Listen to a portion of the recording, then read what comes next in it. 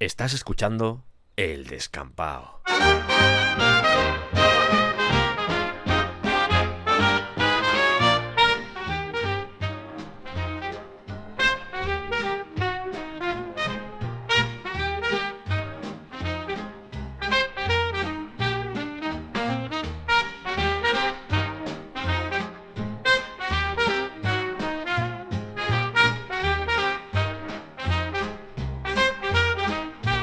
Bienvenidos al Descampao.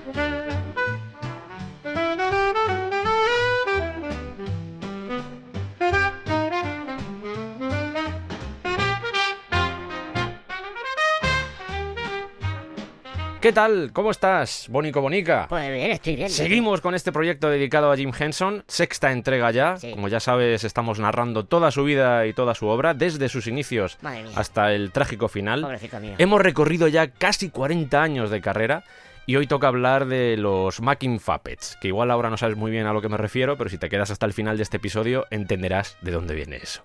No voy a insistir más en lo del recibimiento que tienen este tipo de capítulos, porque mira, ya me da igual. Yo voy a seguir haciéndolos, o sea que no pasa nada. Creo que no hace falta además a estas alturas. Sí puedo decir que os animo a que le deis la mayor publicidad posible, ya no solo por mí, que oye, es estupendo, sino por Jim Henson, porque creo que su trabajo lo merece. Pues sí. Es una historia que todo el mundo debería conocer, porque más allá de los consabidos grises del bueno de Jim, como cualquier otro ser humano, es un ejemplo de pasión y de amor hacia el acto de crear. Humanos creando cosas. Con lo bonito que es eso. Estoy contento, por cierto, con la acogida de los capítulos de Dan Cooper. Era un salto al vacío, nunca mejor dicho. Y la recepción ha sido muy positiva. Era la primera vez que tratábamos temáticas así y oye, estupendo. Estupendo. Incluso me habéis dejado alguna teoría muy chula por el camino, como por ejemplo que nunca se tiró del avión, que se quedó escondido dentro y luego escapó vestido como un trabajador del aeropuerto, que me parece puro cine. Pero habrá más programas de misterio, de enigmas. De hecho ya estoy trabajando en 2, todavía no puedo revelar demasiado, aunque sí te puedo decir que uno va sobre algo que sucedió en España y otro fuera de nuestras fronteras. Tenéis disponibles también las diferentes secciones que hice durante este verano en el A Vivir, que son 2 días, con Lourdes Lancho. Estuvimos hablando de los 40 principales y de un montón de música, que seguro que hace mucho tiempo que no escuchabas. Y no sé si para cuando estés disfrutando de este episodio quedarán entradas, pero estaremos el próximo 4 de octubre a las 4 de la tarde en la casa del lector, en el Matadero de Madrid, dentro de lo que es el Día del Tentáculo, que además, aunque no podéis ir al podcast a verlo por lo que sea, porque no queden entradas o algo similar, vais a poder disfrutar de un montón de contenidos, de charlas, de puestos, también van editoriales, muy chulo. Día del Tentáculo, sábado 4 de octubre a las 4 de la tarde. Y ahora te voy a dejar 25 segundos para que me cuentes dónde has comido las mejores patatas fritas de tu vida. Soy patatófilo, yo lo reconozco y esta información me interesa mucho. Es muy relevante para mí. Me lo puedes poner hasta en comentarios si quieres. Yo sé que las de vuestras madres o vuestros padres seguramente, o la de vuestra abuela seguramente sean mejores, pero sitios a los que ir donde pongan buenas patatas fritas, con su salsa y de lo que sea también muy rica. Maldita sea, se me hace la boca agua. Mientras tanto voy a poner de fondo el Tzigán de Ravel, que como bien sabes es un compositor que me gusta un poco, que por cierto, también ya lo pregunto, ¿qué tal sonaría un especial dedicado a Ravel, a su vida y a su obra? ¿Qué te parecería? Muy bien, abrazando el mainstream. Pero lo de las patatas primero, ¿eh? Ate del Patreon, ate del Patreon, ate del Patreon, ate del Patreon.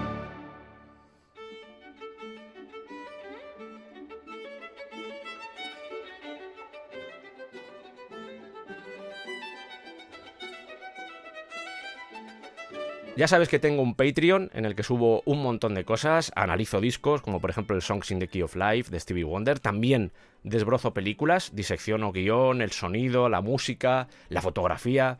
Hasta ahora hemos hablado de El silencio de los corderos, Tiburón, Perversidad, La ventana indiscreta, 12 hombres sin piedad, Extraños en un tren, y es muy posible que terminemos analizando durante las próximas semanas El Padrino. También hay acceso anticipado a los programas, novedades, y seguramente a partir de octubre aparecerá algún colaborador a contar cositas. Ahora mismo, para que lo sepas, este proyecto se financia gracias a vosotros. Gracias a ti que estás al otro lado. Ve a patreon.com y busca El Escaldao. De esa forma, además, te unirás a una comunidad de desbrozadores intergalácticos, que se puso ese nombre y así se ha quedado. Y vas a disfrutar mucho porque hay muy buen rollo. Yo te estaré muy agradecido y además sé que te va a molar, porque si estás aquí es porque te gusta lo que hago y son más cosas. Así que Bueno. Mi nombre es Sergio y vamos a regresar a la tremenda vida de este genio llamado Jim Henson. Viajemos al año 1969.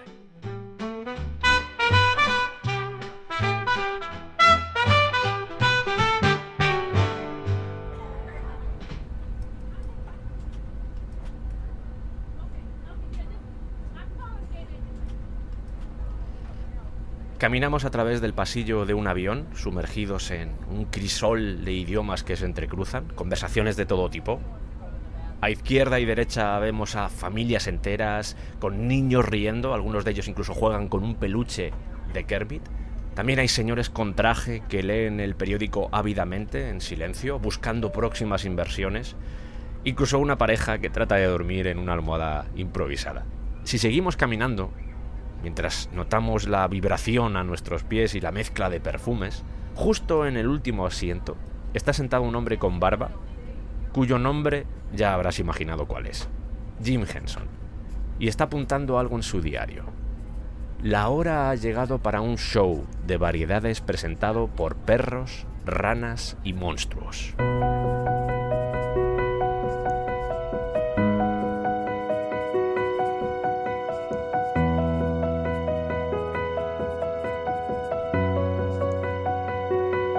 A finales de los 60, después de llevar prácticamente una década apareciendo en todo tipo de shows de variedades de todo el mundo, Jim estaba convencido de que podía tener un programa propio. Por ese motivo, en el verano de 1969 lanza su primera propuesta, The Muppet Show. El concepto es un programa de media hora, en prime time, con un buen presupuesto, que esté protagonizado por los Muppets. Según sus palabras, será un espectáculo dirigido al público adulto y también al juvenil de 13 a 18 años, lo que en Estados Unidos se denomina Young Adult, pero en su esencia podrá ser disfrutado por toda la familia. Puede que el guión y el humor sea para adultos, pero los niños siempre disfrutan con los títeres y no va a mostrar nada de mal gusto que pueda ofender a los más pequeños. Será una colección de fragmentos, de trocitos, con una estrella invitada cada semana que interpretará números musicales con y sin los Muppets, además de escenas cómicas con algunos de los personajes. El primer borrador que bosqueja Jim a la hora de llevar adelante este proyecto bebe mucho de los programas de variedades de la época. Además estaba ilustrado con caricaturas a todo color y es un proyecto que va a ir mejorando con el paso de los años a medida que lo vayan rechazando en diferentes productoras. Una de las últimas versiones incluye ya ejemplos. ¿Cómo sería un programa con Paul McCartney? ¿Qué haríamos? ¿Qué sucedería? Y se establece un presupuesto que será por episodio de $32.350. Un número que, si lo comparamos con lo que luego va a costar, está bastante por debajo. El presupuesto que va a tener cada capítulo de los Muppets en el futuro, cuando ya se empiece a emitir, será de... Sí, no, que lo escuchen, Esto de poder combinar a títeres con personalidades, fueran músicos, actrices, lo que sea, no era tampoco algo nuevo, se hacía de hecho en programas de variedades, pero conceptualmente era muy interesante por algo que ya hemos comentado en otros episodios dedicados a Jim Henson, que es el hecho de que la forma en la que te relacionas con un títere no es la misma que la que utilizas con una persona. Los títeres podían hacer preguntas que en un ser humano sonarían muy extrañas, y eso le aportaba mucha frescura, sobre todo comparándolo con programas que podían asemejarse en esa esencia. Como digo, el proyecto nace en 1969, al menos por escrito, es cuando Jim Henson lo refleja en su diario y dice: estoy harto, quiero hacer esto. Pero nos tenemos que ir a 1973, a abril de ese año, cuando Michael Eisner, de la ABC, se reúne con Henson y aprueba que hagan un piloto para un programa semanal de los Muppets. Jim, durante ese verano, forma un equipo que está compuesto por Jerry Juhl, un clásico que ya había trabajado 1000 veces con él, era parte del mundo Henson. Un guionista de televisión llamado Jerry Ross, que luego trabajaría, por ejemplo, en La Hora de Bill Cosby, y un viejo conocido, otro guionista llamado Will Glickman, con el que había coincidido en el programa de Jimmy Dean. El concepto estaba más o menos claro porque tenía que girar alrededor de San Valentín. Pero ¿a quién elegimos para que aparezca en este primer episodio? ¿Qué persona famosa, qué persona popular tiene que aparecer en este piloto? Pues seleccionan a una actriz y cantante de 28 años llamada Mia Farrow. Ese va a ser el primer ser humano que aparezca junto a los Muppets. Pero si algo hemos aprendido durante los 5 episodios anteriores es que Jim no estaba haciendo una cosa sola, sino que estaba haciendo muchas cosas a la vez. Así que deja este proyecto ahí, ya está más o menos avanzado, ya saben quién va a protagonizar ese episodio, ese piloto, y tiene que viajar a Londres. Con todo su equipo, claro. Oz, Spinny, Nelson y más gente. Allí, durante 2 semanas, está filmando un especial que se va a llamar Julie on Sesame Street, con Julie Andrews. My tiny baby brother, who's never read a book, knows one sex from the other. All he had to do was look. Oh, you summoned me, Your Majesty. Is something wrong? Is a puzzlement. What is, Your Majesty? Henson ya había trabajado con Andrews a principios de ese año, de 1973. De hecho, Rolf, el personaje, apareció en The Julie Andrews Hour, que era un programa semanal que se emitía en Estados Unidos. Julie, Julie, Julie, do you love me? Julie, Julie, Julie. Julie, Julie, ¿tú me quieres? Of course I do. Por supuesto. Julie, Julie, are you thinking of me? Julie, Julie, will you still be? Este The Julie Andrews Hour tuvo buenas críticas, pero debido a su posicionamiento dentro de la parrilla, tuvieron que cancelarlo cuando no llevaba ni un año. ¡Ay, Dios mío! Aún así, los ejecutivos de la ABC le dijeron a Andrews: oye, sabemos que esto no ha funcionado, pero si quieres, te firmamos 5 shows, 5 programas para los próximos 2 años. Y esta vez, si quieres, en vez de rodarlos o en vez de grabarlos aquí en Estados Unidos, te puedes ir a Inglaterra, que sabemos que tú eres de allí, y los registras en un estudio local. Me parece estupendo. No recordaba que Julie tuviera esa voz. Henson y compañía están en Londres grabando ese Julie on Sesame Street durante 2 semanas. Hay momentos en los que aparece Kermit cantando Being Green con Julie Andrews. Maybe be better if you can you try the next part there? Well, yes, of course. When I think it could be nicer, being red or yellow or gold or something much more colorful, like that. Isn't it a pretty song? Oh yeah, you don't mind doing it now, do you? Oh no, it's not easy being green. It seems you blend in with so many other ordinary things. Y entre grabación y grabación, Jim Henson queda con Mia Farrow y su marido, que era André Previn, para hablar un poco de cómo va a ser ese piloto, porque ya han grabado algunas canciones en Estados Unidos, ya tienen el guión perfilado y ahora solo falta que vaya Mia Farrow y aporte su propia personalidad. El 5 de noviembre terminan de registrar todo lo necesario para ese Julie on Sesame Street y ¿qué hace todo el equipo? Se vuelve a Estados Unidos. Como digo, esto va a ser un clásico, van a estar todo el rato viajando de un continente a otro. Lo que no sabe Jim es que mientras estaba en Londres había un señor agazapado detrás de un arbusto que lo estaba observando. ¡Ay! Un productor llamado Lou Gray, que en realidad se llamaba Lev Vinogradsky, que gobernaba la Incorporated Television Company, la ITC, que era una productora y distribuidora de programas de televisión. Este Lou Gray estaba enamorado del trabajo de Jim Henson, le gustaba su originalidad, le gustaba su humor y estaba valorando el hecho de poder trabajar juntos en el futuro. Vamos a dejar a Lou Gray en Londres y regresemos a Estados Unidos, porque allí tenían que grabar todavía lo que iba a ser el The Muppets Valentine Show. La producción comienza el 3 de diciembre de 1973 en los estudios de la ABC. Now then, the Muppets Valentine Show, which is all about L-O-V-E. Now, what can we say about love? Oh, well, Wally, love is a simple thing. Mildred, you're a trooper. Is a simple thing. Y la edición concluye en enero de 1974. Hey, how was your trip over from England, Miss? Woo! Mrs. Well, I'm sure Mia's come a long way. Yes, what she needs is a nice cup of tea, Oh, right? thank you, Mildred. I would love a cup of Con tea. Mia Farrow. Oh, and I brought you some crumpets, How too. wonderful. You got kids like them? Well, Sort of. It's weird, lady. Tell me, Mia, how many children do you have? 3. Now, there's a new one due in March. Oh. Hemos hecho este especial para que enamore a todas las edades. Mucha gente piensa de nosotros que solo nos dedicamos a hacer productos para niños, por todo lo que tiene que ver con Barrio Sésamo, pero queremos mantener una imagen separada. No todos nuestros espectáculos son para niños. Y así llegamos al 30 de enero de 1974, en el que The Muppets Valentine Show ve la luz.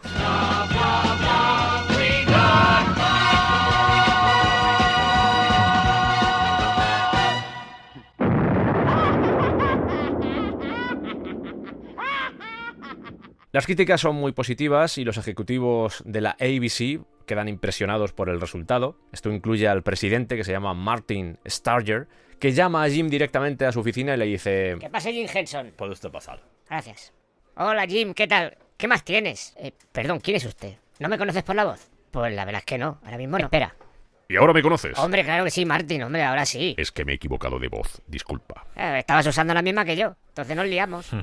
Bueno, ¿qué quieres? ¿Tienes más proyectos en mente? Nos gustaría trabajar contigo en el futuro. En ese momento Jim duda sobre si poner sobre la mesa el proyecto de los Muppets. Estoy dudando, pero esto es pensamiento interior, por eso tiene reverb. Finalmente decide dejarlo en barbecho y centrarse más en otros proyectos, en otros especiales que estén vinculados a fechas señaladas, como por ejemplo el día de San Valentín, Navidad, Acción de Gracias, ese tipo de programa.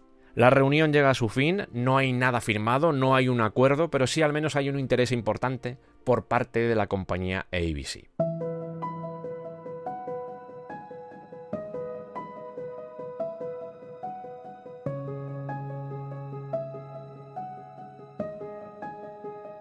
No sé si lo recuerdas, pero la madre de Jim había fallecido en 1972 y ya estamos en 1974. Paul Henson, el viudo, había estado pasando cada vez más tiempo junto a sus cuñadas, que eran las hermanas de Betty, esto es, Hattie y Bárbara, que se la conocía como Bobby. Esta última se estaba acercando ya a los 60 años, vivía sola porque se acababa de divorciar y de repente nació algo entre los dos, entre el padre de Jim Henson, Paul, y su tía, Bobby, Bárbara. Una relación que, según el propio Henson, no era romántica, sino que se basaba más en una necesidad mutua de tener a alguien a su lado. Y además se conocían desde hace 40 años. Había mucha confianza, había mucha relación. Si ambos podían cuidarse y quererse, ¿qué problema había?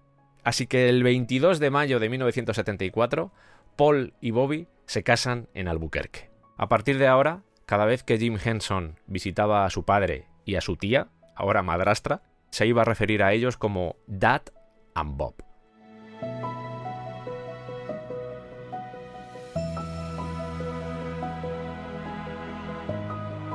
Hay una historia llamativa, y aprovecho para contarla, sobre el propio Jim, porque a veces estoy muy centrado en el trabajo, aunque intento lanzar pinceladas de lo que es su vida.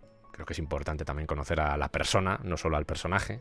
Y en este caso quiero centrarme durante un momento en lo que es la generosidad. Era un tío muy generoso, era un tío que no le daba demasiada importancia a lo pecuniario. Sí le gustaba ganar dinero, sí exigía que le pagaran bien, pero al mismo tiempo era muy desprendido con las cosas. Y voy a poner una serie de ejemplos. En primer lugar, el Smithsonian Institution. ¿Puedes decirlo tú, Andrade, un momento? Espera un momento. ¿Por qué sacan paraguas? Por cosas, Andrade, por cosas. Smithsonian Sí. Institution. Bien. Madre mía. Acabo de tragar 3 litros de baba. Bueno, pues este sitio estaba preparando una exhibición para celebrar el bicentenario. Y le pidieron a Jim si podía donar un Ernie y un Bert originales para una exposición que iba a durar 4 años. Henson dijo, pues no hay problema, claro que sí, hombre, no, lo que queráis. Cuando termina la exposición le dicen, oye, ¿podemos tenerlo un par de años más? Y dice, claro que sí, hombre. Al final estuvo 15 años. Y no solo eso, sino que propuso un especial llamado Kermit at the Smithsonian. Muy bien, Andrade, que creo que no se llevó a cabo. Sea como sea, en este museo, en esta institución, han tenido lugar varias exposiciones dedicadas a Jim Henson y al mundo de los Muppets. Desde 2022, de hecho, tienen una vitrina donde está el Kermit que se utilizaba en Sam and Friends. Esto de momento. Con Trump veremos a dónde va.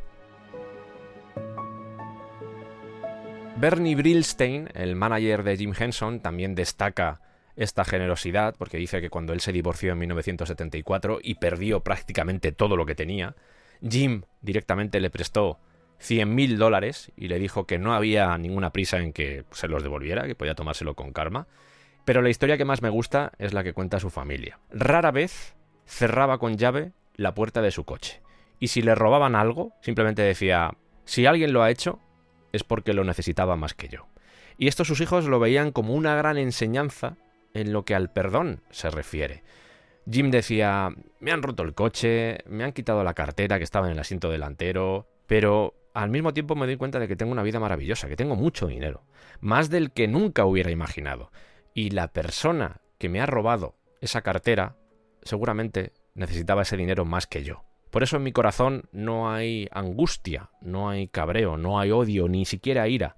Hay solo perdón. Esto, por supuesto, lo puedes hacer cuando tienes mucho dinero. Pero cuando tienes poco dinero y encima te roban, pues hombre, te jode un poco. Aún así, Jim dando lecciones a sus hijos y demostrando que no todo son palabras, sino que los actos marcan la diferencia.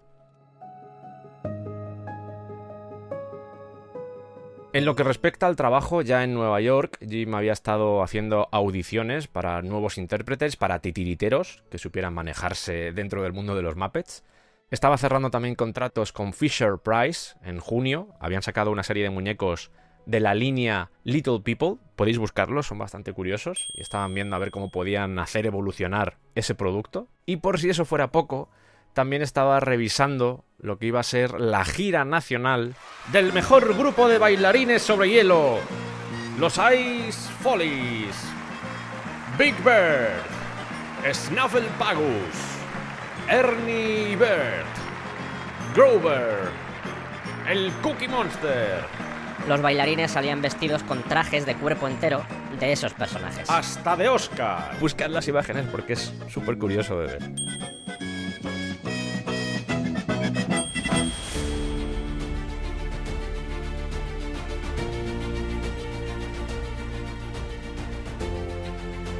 Cree en ti.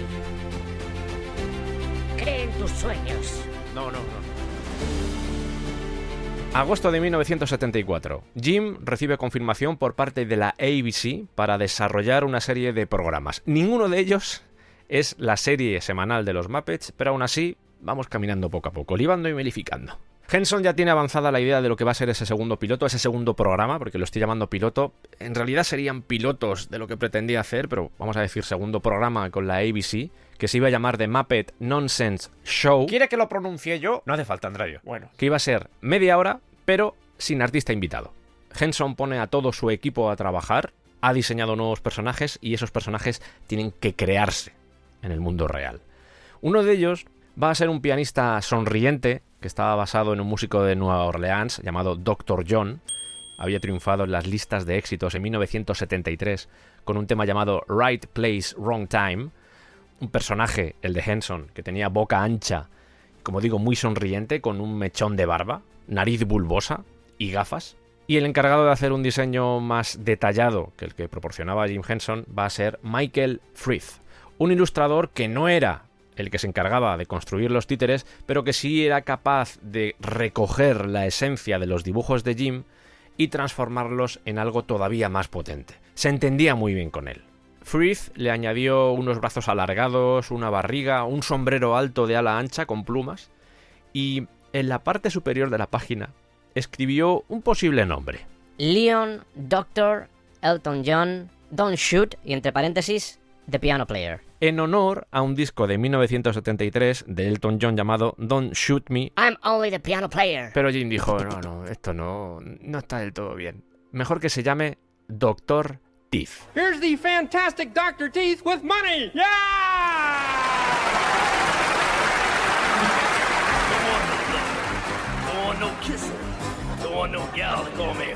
Interpretado por Jim Henson.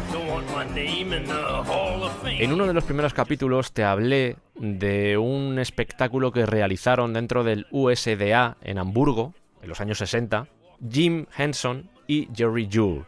Recogieron lo que estaban haciendo en Sam & Friends y allí aparecía un chef que estaba preparando una ensalada de una forma un poco extraña. Y dijeron, oye, ¿por qué no traemos este personaje, el personaje de Omar, al The Nonsense Show, este chef? y que en vez de un idioma inventado que se parezca algo al sueco. Jim inicialmente le pone el nombre de Jambankochning, que en sueco significa paso a nivel, y después, al ver que el nombre pues no es fácil de pronunciar, se referirá a él en primer lugar como The Swedish Meatball y finalmente como The Swedish Chef. Un títere que estará manejado por 2 operarios porque en este caso tenía que utilizar las 2 manos para poder trabajar con la comida. Iba a estar interpretado por Jim Henson, de hecho empezó a practicar una especie de acento sueco de coña, le pidió a uno de sus guionistas que tenía facilidad para imitar acentos, un guionista llamado Marshall Brickman, le dijo, oye, ¿puedes explicarme un poco cómo podría hacer de sueco, pero que quede gracioso? Brickman le grabó una cinta, Henson practicó durante semanas y cuando llegó a algo que le gustaba, dijo, vale, ahora me voy a grabar yo y esto lo voy a ir escuchando todo el rato en el coche, todo el rato, incluso cuando estaban sus hijos. De hecho, Brian, uno de ellos, recuerda ir en ese vehículo escuchando a su padre hablando con ese acento extraño y que se meaba de la risa.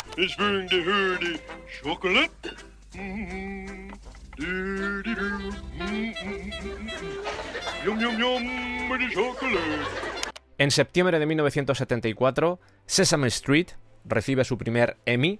Todo el equipo está feliz y contento, pero 3 semanas después de recibirlo, Jim Henson y parte del equipo vuela de nuevo a Londres para aparecer en The Herb Alpert Show, donde 2 títeres gigantes bailarán al son de Spanish Flea. No voy a poner el audio, pero buscad el vídeo porque es impresionante, de verdad.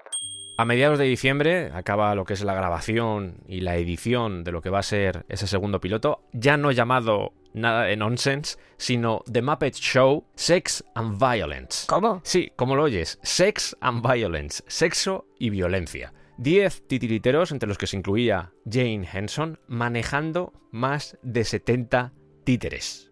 Este fue el debut de Dr. Teeth, el debut del Swedish Chef, también Sam the Eagle, que iba a representar los viejos valores del establishment. And then this is Sam. Now, Sam tries to keep things running smoothly so they don't get too crazy.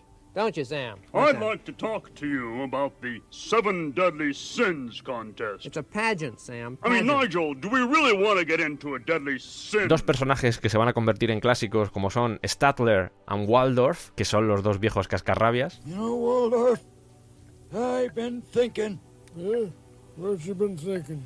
About the younger generation. What about them? Don't know where they're going. Un prototipo de Miss Piggy que se usa en una parodia de una película llamada Return to Beneath the Planet of the Pigs, en vez de The Apes, The Pigs. Y no solo eso, va a ser la primera aparición de la Electric Mayhem Band, con el bajista llamado Floyd, con el guitarrista llamado Janis, con el saxofonista llamado Zoot y con un batería un poco salvaje llamado Animal. Ladies and gentlemen, we're here. The highlight of the evening. The very wonderful, the very exciting, the very violent, and the financially very successful Dr. Teeth and the Electric Mayhem. Yeah, it is Dr. Teeth and it's time to boogie!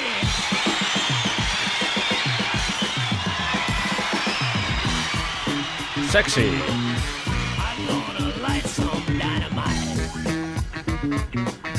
and blow open your heart. Todo esto presentado por Nigel, porque como el objetivo era hacer un piloto de cara a un futuro programa semanal en ABC, Jim no quería que apareciese Kermit presentando todo porque eso significaba que iba a tener que estar todas las semanas grabando eso, y lo que quería es tener cierta libertad para poder viajar a donde quisiera. Este Sex and Violence es importantísimo por la cantidad de personajes míticos que posee. Es la presentación de todos ellos. Jim está preparando las próximas vacaciones familiares, a ver dónde pueden viajar, y de repente recibe una llamada inesperada. Al otro lado del aparato se encuentra el director de cine Blake Edwards, que le dice: Oye Jim, ¿por qué no te vienes a Londres, comemos y te propongo una cosa? Pero al menos dame una pista, o sea, no... ¿Te gustaría participar en otro especial con Julie Andrews? Blake Edwards era el marido de Julie Andrews, y Jim Henson dice: pues oye, me interesa. En su llegada a Londres lo tratan como una estrella, una limusina va al aeropuerto, le ofrecen todo tipo de servicios. ¡Uy, qué maravilla! Y al mismo tiempo aprende que así tiene que tratar en el futuro a sus invitados en ese hipotético programa de los Muppets en el que cada semana va a ir un artista diferente.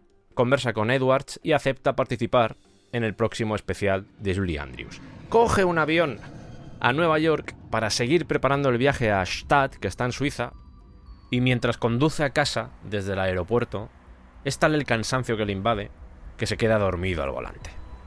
Pierde el control del vehículo y cuando se quiere dar cuenta se ha estrellado contra un guardarraíl. Por suerte, no hubo nada que lamentar, salió ileso, y unos días después, tras estar en observación, se fue con su familia a Suiza a esquiar. Una vez concluye las vacaciones, la familia regresa a Estados Unidos y él se va a Londres a trabajar con Julie Andrews en ese especial, que deduzco es el Julie My Favorite Things, dirigido por Blake Edwards, en el que también aparece, por ejemplo, Peter Sellers. Cuando digo que va Jim Henson, va también todo el equipo, ¿eh? O sea, no solo viajaba Jim Henson. Hey, Julie! Julie, how are you? Oh, hi, Kermit. Hey, gee, what's the matter? Oh, nothing much. Well, the band thinks I'm square. Oh, listen. Sometimes I wish I could get with it, you know? Well, sometimes I wish I were Robert Redford. Robert Redford. But we have to live with what we are, I think, don't you? La grabación finaliza el 6 de marzo de 1974 y regresa a Estados Unidos para terminar el montaje de lo que va a ser Sex and Violence. Toda esta grabación con Julie Andrews le había descabalado un poco lo que era el calendario, así que tuvo que trabajar más rápido de lo normal en ese montaje, pero no era el único problema con el que se iba a encontrar. Recordemos que estamos en marzo, pero en enero de ese año se le había entregado un premontaje a los ejecutivos de la ABC para que pudieran sugerir cambios. Y dentro de esas sugerencias se encontró con una bastante clásica que era: mi hija de 14 años lo ha visto y no dejaba de preguntar ¿dónde está el sexo? ¿Por qué se llama Sexo y Violencia? Claro, para Jim el título del programa era humorístico.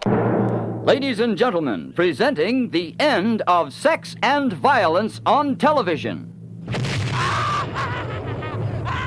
Sí pretendía mostrar algunas actitudes actuales vinculadas al sexo o la violencia, pero el mayor propósito de ese título y del propio especial era burlarse precisamente de esas actitudes. Se le pide que haga algunos cambios, que recorte algunas cosas, él acepta. Sin ir más lejos, al principio aparecía Jim Henson introduciendo lo que iba a ser el show, pero se niega a cambiar el título. Es importante que demostremos que el mundo de los títeres puede servir para entretener a los adultos. Y con este título, que se aleja totalmente del contenido infantil, podemos lograr que se derroquen ciertos prejuicios. Jim llegó a contratar una encuesta para que preguntara al público de New Jersey, de New York, Los Ángeles, Chicago, Atlanta y el oeste de Virginia qué opinaban sobre el show, sobre todo de cara a futuro. Si la respuesta era positiva, él podía ofrecer este tipo de productos no solo a la ABC, sino a otras compañías. Y el problema es que hubo mucha gente que no entendió lo que pretendía hacer.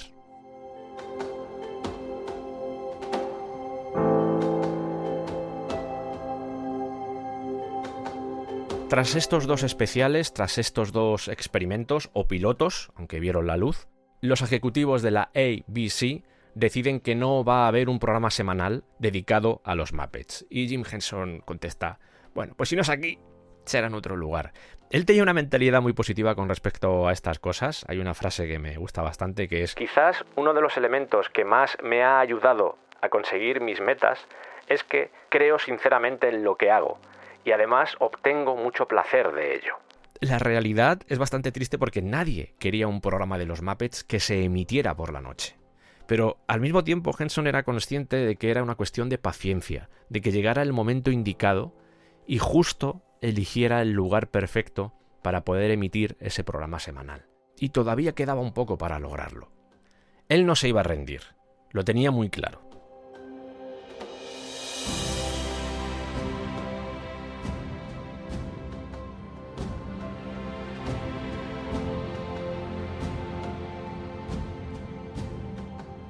Hacía un año que había despedido a Diana Birkenfield, un peso pesado en lo que era la estructura de la empresa de Henson, y todavía no había contratado a un sustituto, un productor que lo ayudara a desarrollar y a manejar los diferentes proyectos en los que estaba metido. y sabía a quién quería. Estamos en marzo de 1975 y mientras prepara lo que va a ser su viaje a Burbank para aparecer en el Tonight Show de Johnny Carson, llama a un viejo conocido. ¿Quién era ese viejo conocido? Ahora te lo cuento. How's your love life? Este es el momento en el que Johnny Carson le pregunta a Kermit sobre su vida amorosa. How's your love life? Y dice, oye, que trabajo en Barrio Sésamo, ¿no? A una rana no le preguntas cosas así.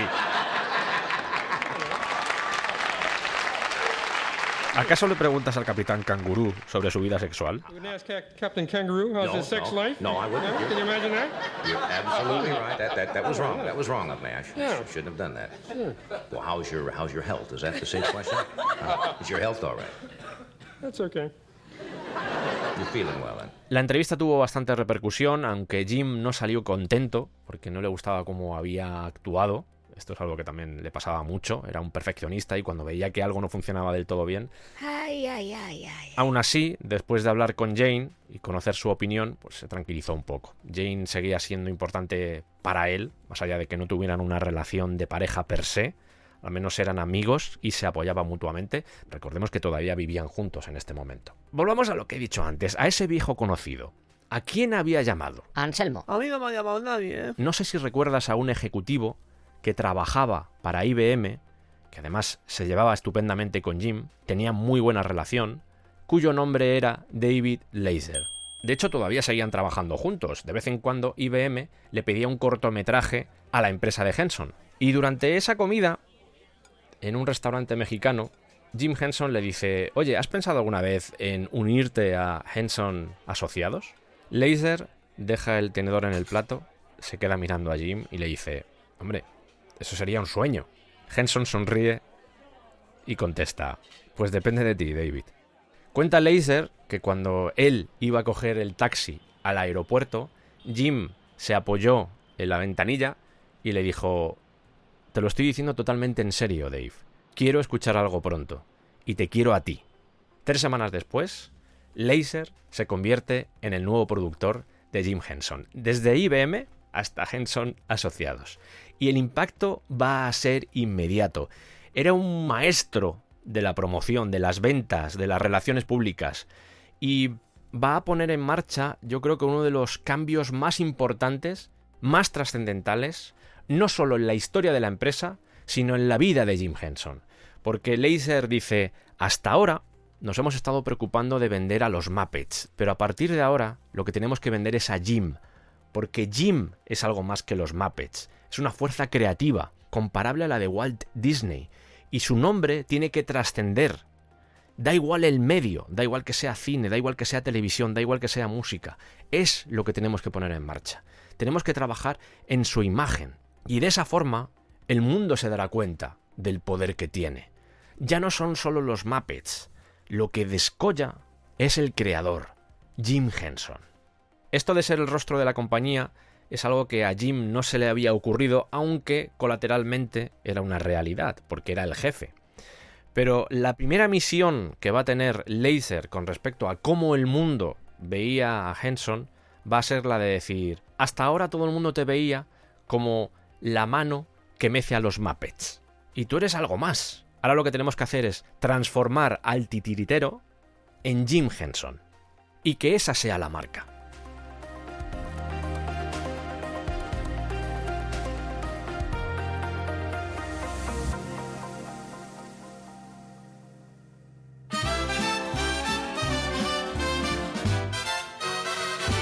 Arriba los glúteos, bien arriba los glúteos.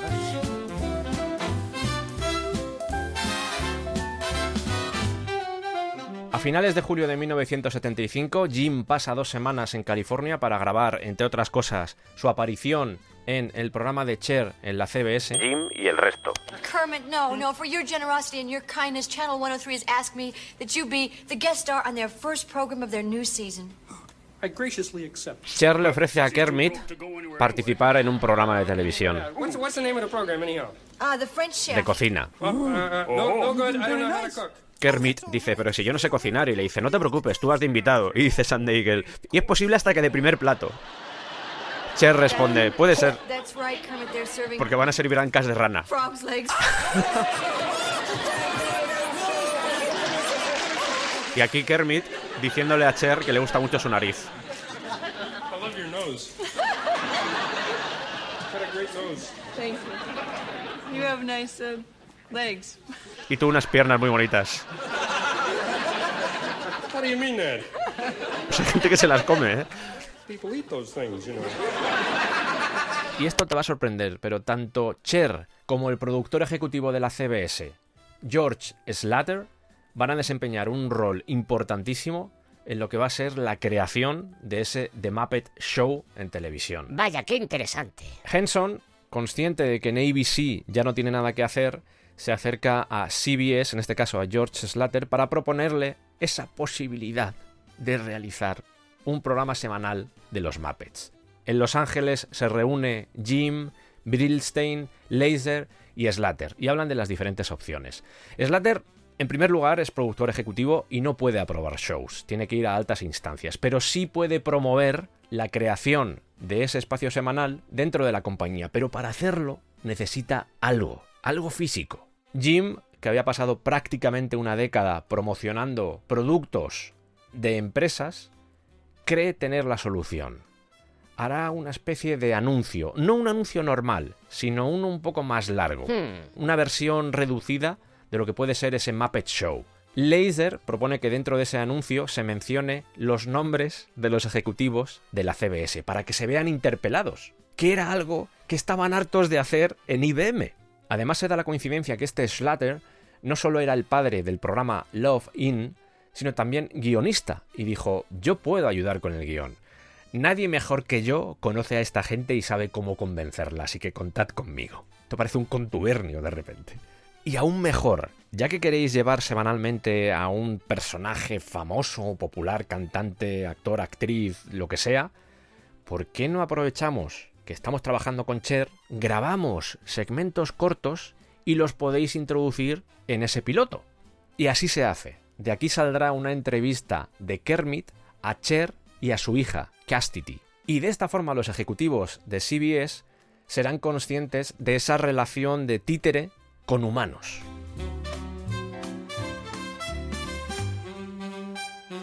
El 31 de agosto de 1975, 2 semanas después de que tuviera lugar esa reunión, Jim se encuentra en los estudios de Bevington Stage, en Los Ángeles, para filmar las secuencias que van a ir dentro del pitch dedicado a The Muppet Show.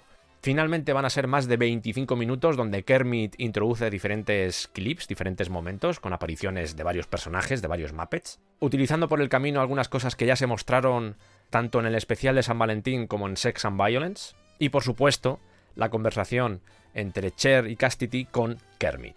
Aunque el momento más memorable seguramente sucede a los 2 minutos y medio, en una secuencia escrita por Slater y por Jim Henson, en la que aparece un vendedor cuyo tono de voz va aumentando a medida que intenta vender el programa.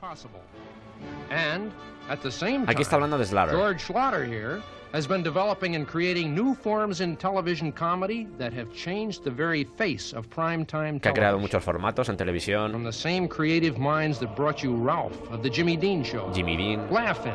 Sesame Street. The Cher Show. El show de Cher. Turn On. Coros un poco soviéticos, ¿eh? Anyhow. Lo avanzo un poco. Young people will love the fresh and innovative comedy. Hablando del target. College kids and intellectual eggheads will love the underlying symbolism of everything. Freaky, long-haired, dirty, cynical hippies will love our freaky, long-haired, dirty, cynical Muppets, because that is what show business is all about.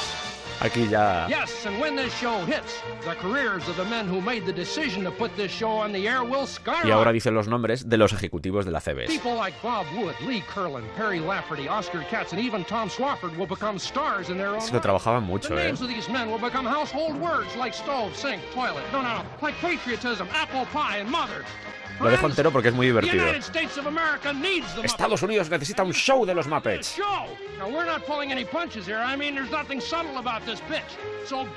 Comprad el show.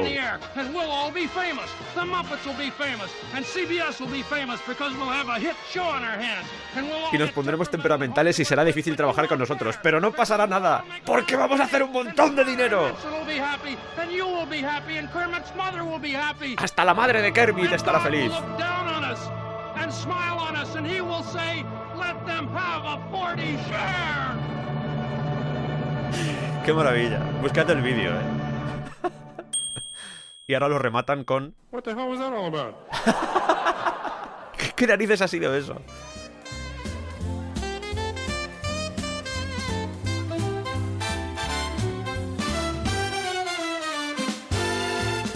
Después de este pitch, la CBS acepta producir lo que va a ser The Muppet Show. En la oficina de Henson se monta una gran fiesta, por fin lo han conseguido, pero lo que no saben es que a veces la vida pone óbices en el camino.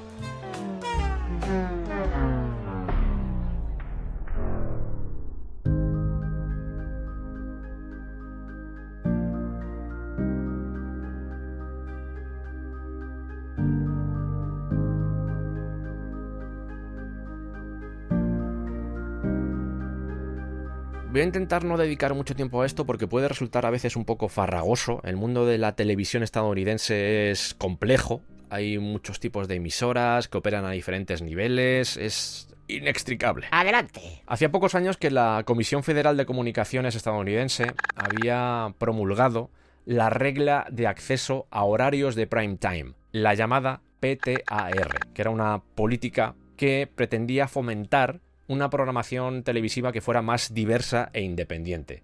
Antes de la llegada de esa norma en 1971, las principales cadenas de televisión lo que hacían era atrincherarse dentro del horario de máxima audiencia, es decir, entre las 7 y las 11 de la noche, y eso desterró a lo que era la programación local e independiente a las primeras horas de la tarde o ya de madrugada. Esto que implicaba que el trozo de pastel más grande, es decir, el momento en el que más atención había a la hora de ver la televisión, pertenecía a las grandes compañías y las independientes o las pequeñas tenían que fastidiarse con horarios un poco de mierda. Y dirás, ¿pero no eran canales diferentes? En algunos casos sí, pero en muchos compartían el mismo y lo que se producían era desconexiones, por ejemplo a los informativos locales de tu ciudad. Claro, cuando el PTAR se aplica a partir de septiembre de 1971, se exige a las cadenas que abran la primera hora de ese horario de máxima audiencia, es decir, las 7 de la tarde, para que los productores independientes puedan tener una oportunidad de desarrollar todo su potencial, tanto económico como creativo, en mejores condiciones competitivas. Y esto en sí mismo beneficiaba a los Muppets. ¿Cuál es el problema? Que en 1975 se produce un cambio de reglas dentro del PTAR y se exime a los domingos por la noche de esa restricción, que es exactamente donde iba a colocar la CBS a The Muppet Show. Dicho de forma resumida, este cambio en la ley condenó al programa y no pudo llevarse a cabo, así que había que seguir buscando. Después de tanto rollo, después de tanto piloto, después de tanto trabajo, otra vez se había ido toda la mierda.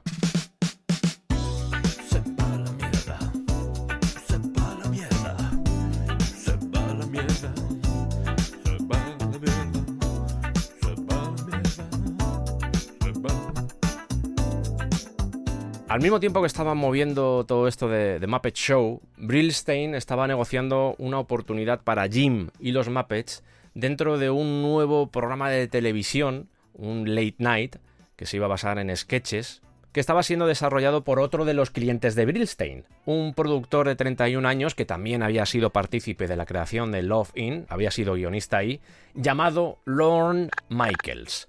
¿Cuál iba a ser el nombre de ese programa? ¿Cuál? Saturday Night. Vale. Aunque finalmente se llamaría Saturday Night Live.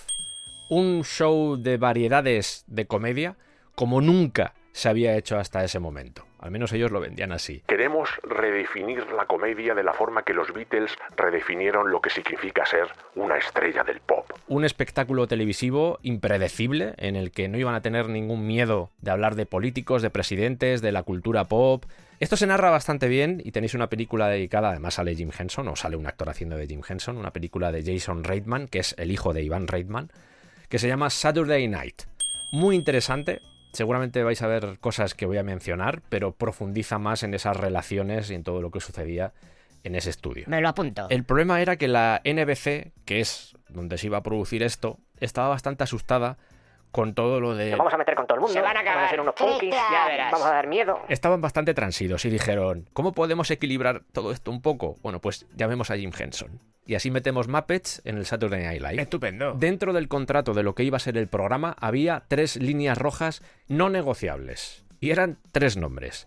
Lorne Michaels como creador, Jim Henson and the Muppets y los cortometrajes de Albert Brooks. El resto daba un poco igual, pero esos 3 elementos tenían que estar ahí sí o sí. Michaels, como fan de los Muppets, pues estaba contentísimo de poder contar con Jim Henson. Además, en este caso, Jim por fin tenía un espacio adulto en el que podía desarrollar otras ideas. Esto no era Barrio Sésamo, estaba dedicado a otro tipo de target. Sabía que iba a utilizar a monstruos dentro del Muppet Night Creatures, se iba a llamar así. No estaba muy claro cuál iba a ser el universo en el que iban a habitar. Se habló de diferentes escenarios, que fuera una banda de rock, que fuera un grupo de terapia, que estuvieran en un programa de televisión, un concurso, una sitcom, y al final ganó algo llamado Gorge, un trasunto de planeta Tierra ubicado miles de años en el futuro. Que lo que parecía una buena noticia, el hecho de poder llegar a un nuevo tipo de audiencia, se iba a complicar un poco por diferentes motivos. Madre mía, el cliffhanger. Me gustaría saber qué motivos son. Lo dirá ya. Ojalá lo dijera ya. 8 de octubre de 1975, miércoles, Jim y su equipo se dirigen al estudio 8H para hacer la primera lectura de lo que va a ser el primer show de este SNL. Allí se van a encontrar con todos los actores, algunos cómicos, otros más centrados en la improvisación, todos ellos ávidos por colaborar en el éxito del proyecto. Y el equipo de Jim rápidamente se da cuenta de un problema, que es el hecho de que no puedan escribir sus propios guiones, sino que los tienen que escribir los guionistas del programa, que en muchos casos eran los propios cómicos. Nadie había trabajado con títeres antes y nadie quería trabajar con títeres. Se veía como un castigo entre los guionistas. Se bromea con lo de el que sacaba la pajita más corta era el que se tenía que encargar esa semana de escribir la sección para Jim Henson. Y no solo eso, para agravar todavía más la situación, y volviendo a algo que he dicho antes, varios de los guionistas también aparecían en pantalla. Por lo que si escribían 5 minutos de sketches para los Muppets, eran 5 minutos en los que ellos no iban a aparecer. Así que la desgana era evidente. Además, los Muppets eran conocidos. Muchos de los actores que estaban ahí todavía no lo eran. Igual en el circuito de comedia sí, pero a nivel nacional todavía no. De hecho, fue John Belushi el que empezó a llamar a los Muppets The Fucking Muppets, jugando con The Fucking Muppets. Porque no los querían ahí, y no era algo personal, no se llevaban mal con Jim. De hecho, yo creo que todo el mundo se llevaba bien con Jim, especialmente Lorne Michaels, que era el que estaba obcecado con tener ahí títeres. Personalmente no había problema, pero a nivel artístico sí lo había, porque los veían como intrusos. Era como, si es que no pintáis nada aquí. Aún así, había algunos elementos positivos, como señala Oz.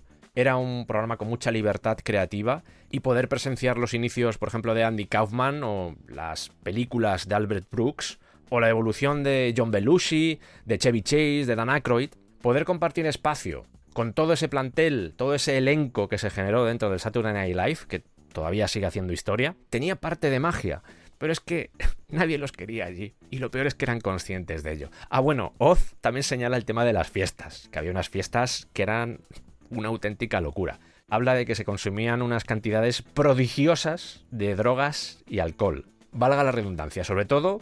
Hombre, no, hombre, que esto lo escuchan los niños, no haga eso usted. Pero entonces, digo la palabra cocaína... Mira, vale. Vamos a coger un sonido de aspiradora. ¿Cómo que un sonido de aspiradora? Sí, cada vez que quiera hablar de cocaína o de nifar o algo, vamos a usar la aspiradora. Hombre. Bueno. Vale, pues nada. Voy a decirlo otra vez. En todas esas fiestas, lo que más se hacía era...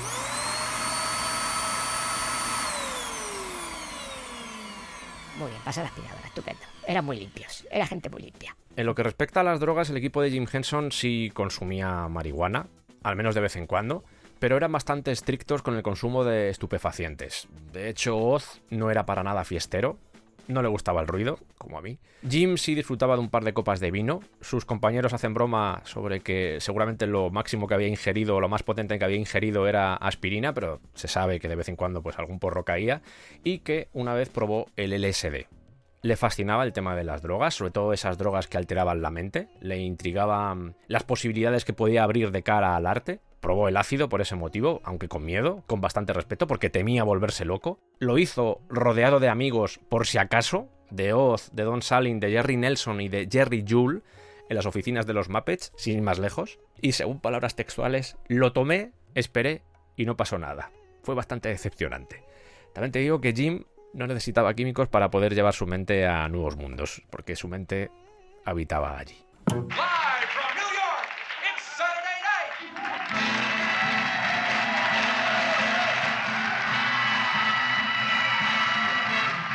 NBC Saturday Night. Starring George Carlin.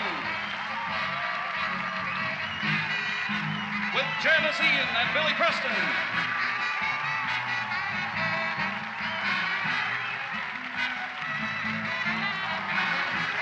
Albert Brooks. Y Jim Henson. Jim Henson's Muppets.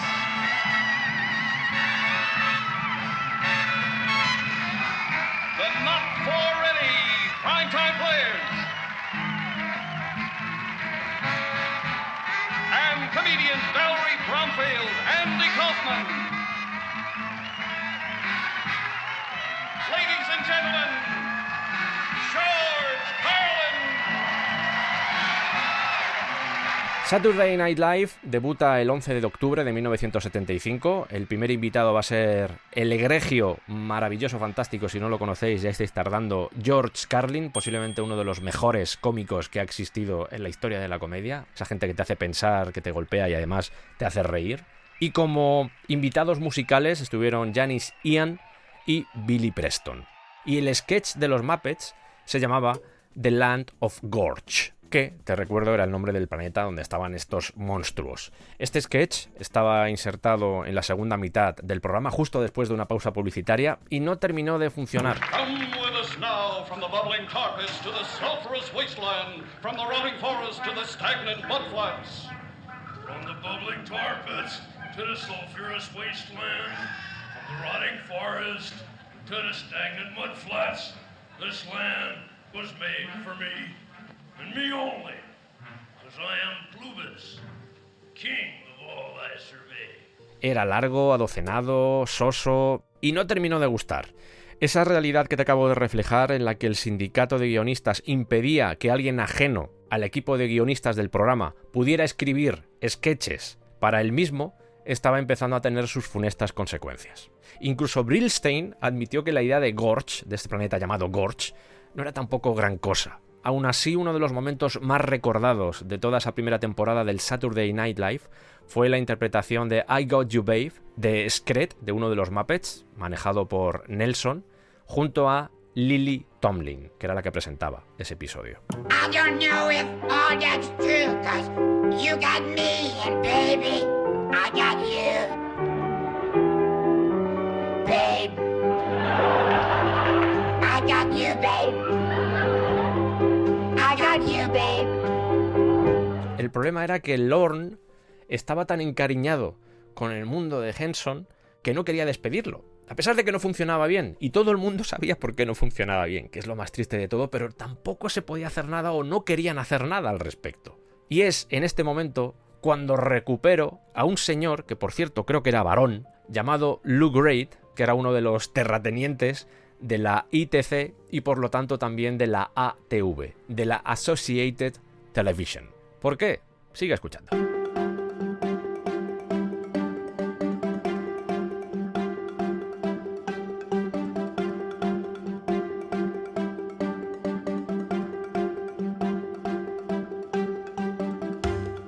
Un ejecutivo de la CBS llamado Thomas Miller era un fanático de los Muppets y estaba buscando algún tipo de programación original que pudiera emitirse en aquellas estaciones que estuvieran operadas y fueran propiedad de la CBS, lo que se denominan las O&O. Están las O&Os y luego están las afiliadas. Cosas del sistema de televisión estadounidense, que a veces es un poco lioso. Quédate con que la CBS era la dueña de esas estaciones de televisión. Miller, este ejecutivo, contacta con Abe Mandel, que era el presidente en Estados Unidos de la ITC Entertainment, es decir, la versión estadounidense de la empresa de Lou Grade. Y le ruega, se habla de que le ruega, que por favor inviertan dinero en una serie para los Muppets. Mandel, que no deja de ser un secuaz de Grade, porque la sede oficial está en Inglaterra y Lou Grade es el mandamás, contacta con Grade y le dice, oye, me ha dicho esto el de la CBS, ¿qué hacemos? Y claro, Grade, que se había quedado nubilado con lo que había visto de los Muppets en Inglaterra, le dice, quiero que vayas a hablar con Jim Henson lo antes posible y le preguntes si quiere hacer una serie de televisión de los Muppets todas las semanas aquí, en Inglaterra. Mandel contacta con Brillstein y con Laser para reunirse y ver qué viabilidad tiene este proyecto. Lo primero que hace es mostrar su sorpresa ante el hecho de que no haya otras networks, otras emisoras, otros canales interesados en emitir un programa semanal de los Muppets. No lo entiende. Y después añade que su compañía está buscando un programa semanal para poder ponerlo en prime time. En esa primera hora que la FCC había abierto para aquellas emisoras que tenían programación independiente o local. Me imagino que te acuerdas. Por cierto, la FCC es la que está detrás de todo lo que ha sucedido con Jimmy Kimmel, o al menos es lo que se presupone. Está bien que lo mencione porque es una herramienta del gobierno de los Estados Unidos. Brillstein no acaba de entenderlo. Lo que nos estáis proponiendo es ir en el prime time, pero no en el espacio que está dedicado a las emisoras grandes, sino a las emisoras independientes. Y claro, ahí contesta Mandel, efectivamente, porque esto lo produciría ITC y nosotros lo comercializaríamos en estaciones locales, que quieran llenar ese espacio de 7 a 8 de la tarde. A eso se sumaba las 5 estaciones O&O, es decir, que eran propiedad y podían operar desde ellas, de la CBS, que estaban ubicadas en mercados clave como eran Nueva York, Los Ángeles, Chicago, Filadelfia y San Luis, porque aquí realmente estaba lo interesante. La parte independiente, la parte local, era muy importante porque podían acceder a un público que en ese momento podían acceder... porque podían acceder a un público nuevo. Pero el hecho de poder también al mismo tiempo llegar a sitios tan grandes a través de esas emisoras de CBS era muy suculento. Por no hablar de la distribución en Reino Unido. Esta nueva vía abría la puerta a lo que se iba a llamar el Primetime Syndication. Esto del syndication, y espero no estar atiborrándote de conceptos televisivos estadounidenses, pero creo que es importante y necesario en este caso. Esto de la sindicación era algo que no le gustaba mucho a Jim, era muy escéptico porque era el equivalente televisivo a la agencia libre. Es decir, no tenías ningún tipo de garantía. Después de una inversión significativa en un producto, igual ese programa lo recogían 3 estaciones o 50 o ninguna. Entonces nadie te aseguraba nada. Tú lo producías, pero igual luego nadie lo quería. Eso era la sindicación. Aunque en este caso al menos tenían cierta garantía con la CBS. Solo necesitamos una cosa, un piloto de los Muppets, para poder llevarlo a esas O&Os de la CBS, porque la parte local, bueno, puede ser peligrosa, pero las O&Os es donde realmente tenemos que atacar porque es donde está la gente. Brillstein se parte de la risa y dice, pues creo que te vamos a ahorrar un montón de dinero porque tenemos un piloto de 25 minutos ya hecho y es lo mejor que has visto en tu vida. Te lo vamos a enviar. Ahora que la ATV o la ITC, esto dependiendo de cómo quieras verlo, no tenía que producir el piloto, Brillstein estaba seguro de que se podría negociar una tarifa semanal más alta, lejos de aquellos $32.000 que en principio había estipulado Jim Henson. Se envía el vídeo promocional a Mandel y al día siguiente Brillstein recibe esa noticia que tanto tiempo llevaban esperando. Tenemos un trato.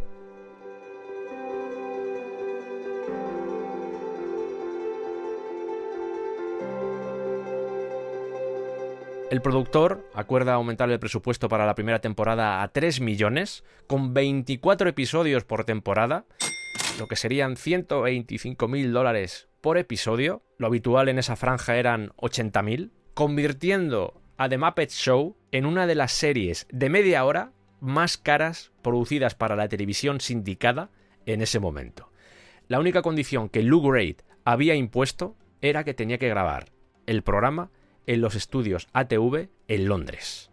Y esto yo me imagino que era porque Grade era tan fan. Supongo que también había temas igual de impuestos o similar, pero yo deduzco que era tan fan que quería ver la magia de Jim Henson con sus propios ojos. Jim, a pesar de la paliza que iba a ser, porque iba a tener que estar viajando de un lado para otro, bueno, Jim y el resto del equipo, más los operadores que tendrían que quedarse allí, la infraestructura a nivel de taller, logística, que había que montar en Inglaterra. A pesar de todo eso, Jim Henson aceptó el trato. O según se cuenta, fue Brillstein sin ni siquiera confirmarlo con Jim Henson, aunque cuando le llamó posteriormente, después de aceptar el trato, le dijo, Jim, lo hemos conseguido.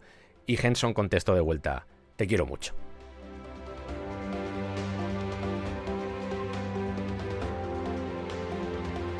Menos de 24 horas después de haber firmado este acuerdo, Mandel ya había vendido The Muppet Show a las 5 emisoras de la CBS para poder emitir el programa en la temporada 76-77, empezando en septiembre.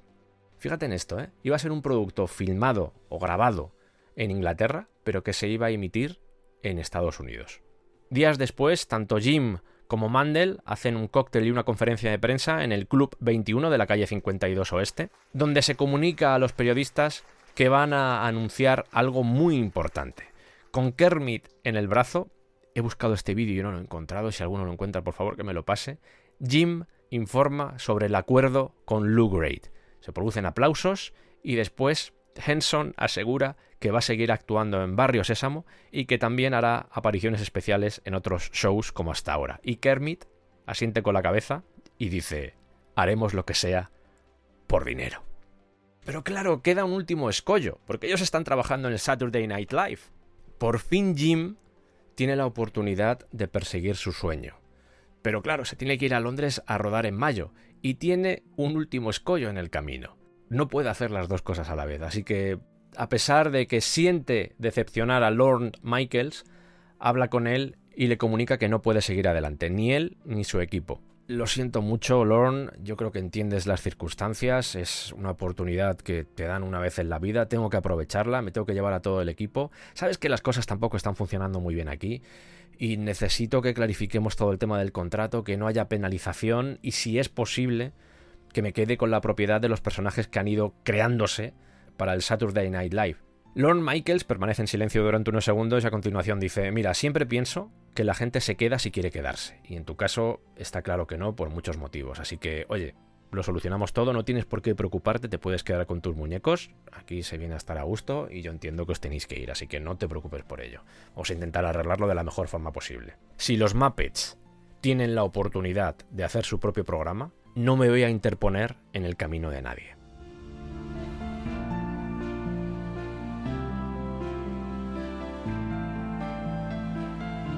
Años después, Jim enseñaría una copia de una postal que el equipo de los Muppets había enviado desde Londres al elenco del Saturday Night Live. La postal decía así: querida pandilla, lo estamos pasando de maravilla aquí en Inglaterra. Estamos haciendo nuestro propio programa y es un gran éxito. Esa postal, esa copia estaba pegada a un papel en el que se leía: Where are the Mucking Muppets? ¿Dónde están los Mucking Muppets?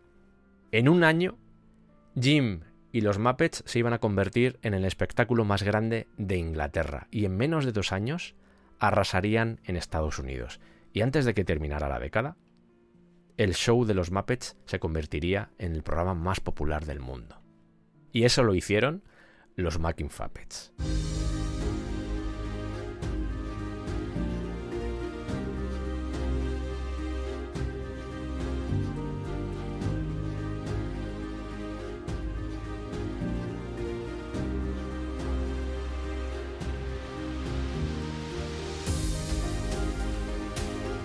Espero que te haya gustado esta entrega dedicada a Jim Henson. El siguiente episodio ya sabes de lo que va a ir, contar toda esta epopeya que fue la creación de The Muppet Show. Y quedan muchas cosas por relatar, porque veréis cuando lleguemos a las películas, que vamos a hablar de todas. No sé, nos queda un camino todavía maravilloso. Como digo, espero que lo hayas disfrutado, tanto como yo. Me gusta muchísimo contar la historia de Jim Henson, sumergirme en su vida y sobre todo sentir esa inspiración que supuraba por cada uno de sus poros. Es una historia preciosa, te da un calor al corazoncito tremendo. Recuerda que tenemos el Patreon, gracias por estar ahí. Nos vemos en la siguiente entrega, que seguramente será el broche final a esa otra saga dedicada al Batman de Tim Burton. Yo soy Sergio Mena y te mando un fuerte abrazo.